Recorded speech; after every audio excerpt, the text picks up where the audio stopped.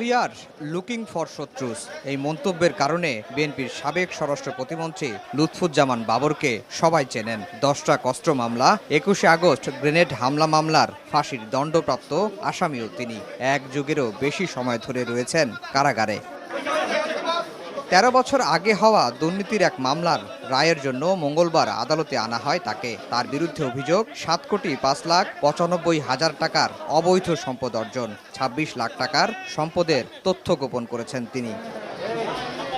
রায়ে 8 বছরের কারাদণ্ড হয় সাবেকেই স্বরাষ্ট্র প্রতিমন্ত্রীর। যদিও এই মামলায় 12 বছরের বেশি সময় জেলে থাকায় তাকে সাজা খাটতে হবে না।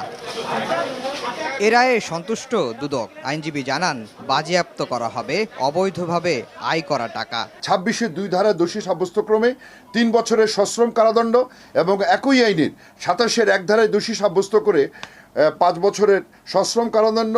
আসামির প্রাইম ব্যাংক গুলশান শাখায় $10 লক্ষ অর্থাৎ 6,49,49,218 টাকা রাষ্ট্রের অনুকূলে বাজেয়াপ্ত করা হয়েছে। ক্ষুব্ধ আসামিপক্ষ বলছে সুপ্রিম কোর্টে আপিল করার কথা। বিজ্ঞ আদালত আজকে যে অবজারভেশনটা দিয়েছে যে 26 লক্ষ টাকার তথ্য গোপন, সেটি আমার মনে হয় যে মাননীয় আদালত সাক্ষ্যের যে সাক্ষ্য সেটি বোধহয় সঠিকভাবে উপলব্ধি করতে পারেন নাই। যে শাস্তি দিয়েছেন সেটার বিরুদ্ধে আমরা অবশ্যই সংক্ষুব্ধ এবং আমাদের যে আসামির জনাব লুৎফুজ্জামান বাবর তার বিরুদ্ধে উচ্চ আদালতে আপিল দায়ের করবেন।